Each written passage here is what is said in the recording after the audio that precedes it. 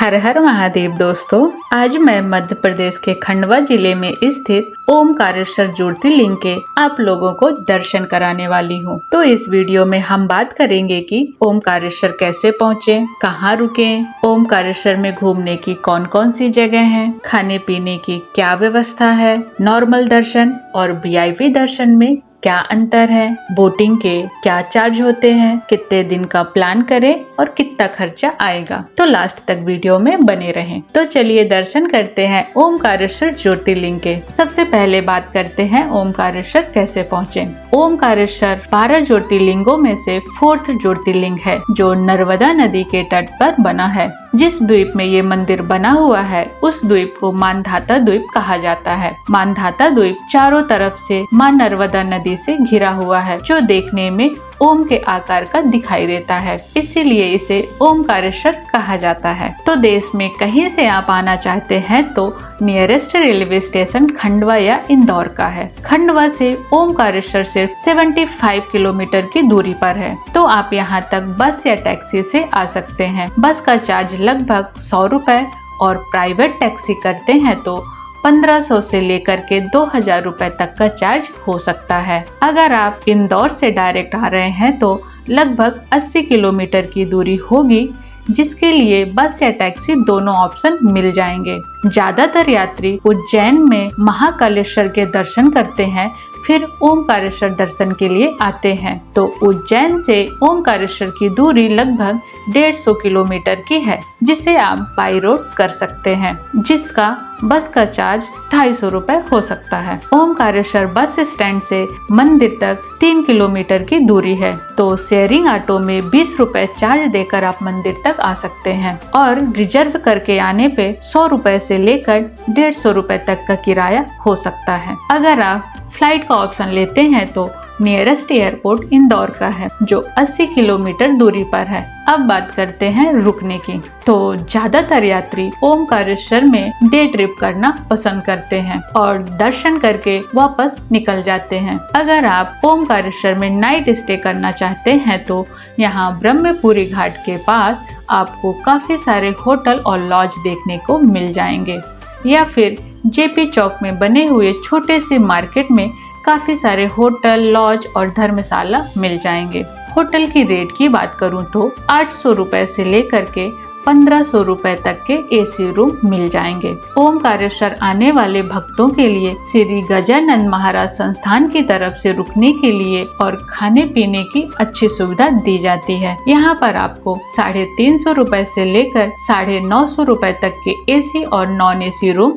दिए जाते हैं। बुकिंग के लिए आपको सीधे भक्त निवास आना पड़ेगा। ऑनलाइन बुकिंग की कोई सुविधा नहीं है। यहीं पर प्रसादालय बना हुआ है, जहां ब्रेकफास्ट 20 रुपए में और 40 रुपए में शाकाहारी सात्विक थाली मिल जाएगी। और सिंगल पर्सन है और भक्त निवास में रुकना चाहते हैं तो यहाँ पर 40 रुपए में डॉर्मेट्रिक रूम पे रुक सकते हैं। गजानन महाराज संस्थान ब्रह्मपुरी घाट के रास्ते पे मिलता है। चलिए अब चलते हैं ओमकारेश्वर मंदिर के दर्शन करने। तो आपको मंदिर तक जाने के लिए नदी को क्रॉस करके जाना होगा, जिसके लिए आप चाहें तो बोट से जा सकते हैं।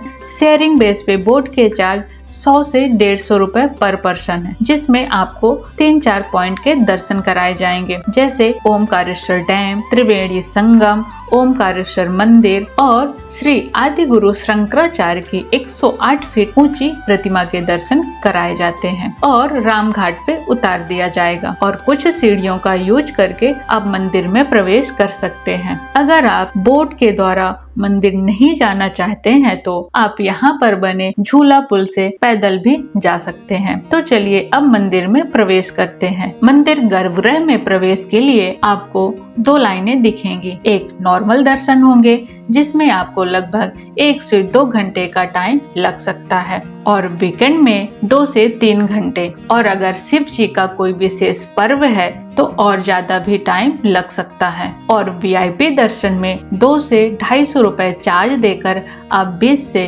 25 मिनट में दर्शन कर सकते हैं, और शिव जी के विशेष पर्व में 1 से 2 घंटे का समय लग सकता है। यहाँ पे काउंटर पे जाके आप बात कर सकते हैं। और जूते चप्पल के लिए शू स्टैंड है।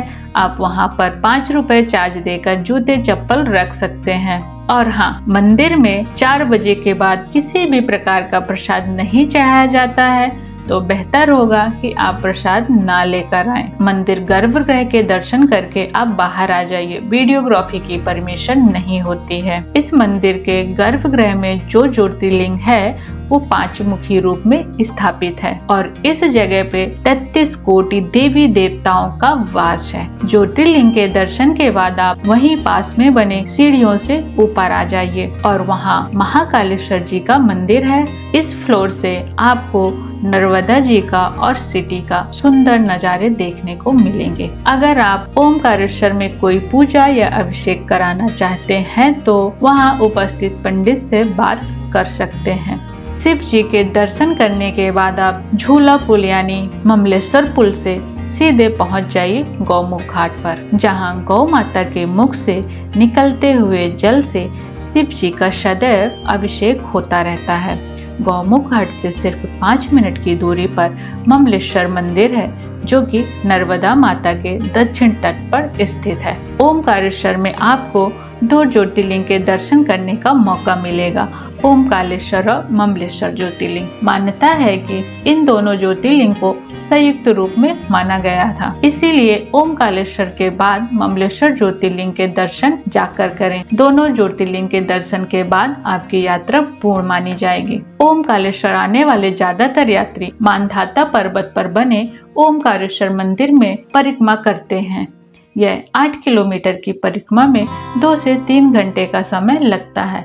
परिक्रमा मार्ग ओमकारेश्वर मंदिर से शुरू होकर मंदिर पर ही समाप्त होता है। पूरे रास्ते में कुछ इस तरह की सड़क मिलेगी जिसे चलने में कोई भी तकलीफ नहीं होती है और परिक्रमा के साथ पूरे रास्ते नर्मदा माता आपके साथ बहती हैं। यहाँ पर आपको पवित्र संगम भी मिलेगा और श्री आदि गुरु शंकराचार्य की 108 फीट प्रतिमा देखने को मिलेगी। परिक्रमा करने में आपको काफी प्राचीन मंदिर के दर्शन होंगे। अगर आप परिक्रमा नहीं करना चाहते हैं तो नागर घाट से आगे बने इस ब्रिज से होकर 5 मिनट में स्टैचू तक आ सकते हैं और द्वीप में बने कुछ मुख्य मंदिरों के दर्शन कर सकते हैं। 2 मिनट आगे चल के 1200 साल पुरानी बनी गौरी सोमनाथ मंदिर के दर्शन होंगे, जिसे मामा भांजा के नाम से भी जानते हैं। शाम होते ही आप आ जाइए ब्रह्मपुरी घाट पर, जहां पर शाम 7 बजे नर्मदा जी की आरती होती है।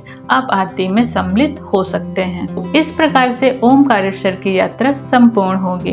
अब खाने पीने की बात कर लेते हैं तो यहाँ पर काफी छोटे बड़े भोजनालय और रेस्टोरेंट बने हुए हैं, जिसमें 100 से लेकर के 150 रुपए तक की वेज थाली मिल जाती है। यदि आपके साथ सीनियर सिटीजन है और उनको चलने में दिक्कत है तो उनके लिए पालकी 500 से 700 रुपए में और व्हील चेयर 300 रुपए में अवेलेबल रहती है। ये सर्विस यहाँ के लोकल लोग देते हैं। झूला पुल के आसपास यह सुविधा मिल जाएगी। नर्मदा जी को आशीर्वाद है कि यहाँ से निकला हर कंकड़ शंकर जी के बराबर होता है, जिसे नर्मदेश्वर शिवलिंग की मान्यता दी जाती है। अब बात कर लेते हैं इस ट्रिप में होने वाले खर्चे के बारे में। यदि आप 2 लोग इस ट्रिप में आते हैं और नाइट स्टे करते हैं, नॉर्मल होटल में खाना पीना करते हैं, तो आप मान के चलिए कि लगभग 1500 रुपए पर पर्सन में आप इस यात्रा को कर सकते हैं। इस बजट में रहने, खाने, बोटिंग और बस का चार्ज इंक्लूड है। यदि आप धर्मशाला या भक्त निवास में रुकते हैं तो लगभग 800 रुपए पर पर्सन का बजट आ सकता है। तो ये रही ओमकारेश्वर की संपूर्ण जानकारी। वीडियो को लास्ट तक देखने के लिए धन्यवाद। मिलते हैं अपने नेक्स्ट वीडियो में एक नई यात्रा के साथ। तब तक के लिए हर हर महादेव।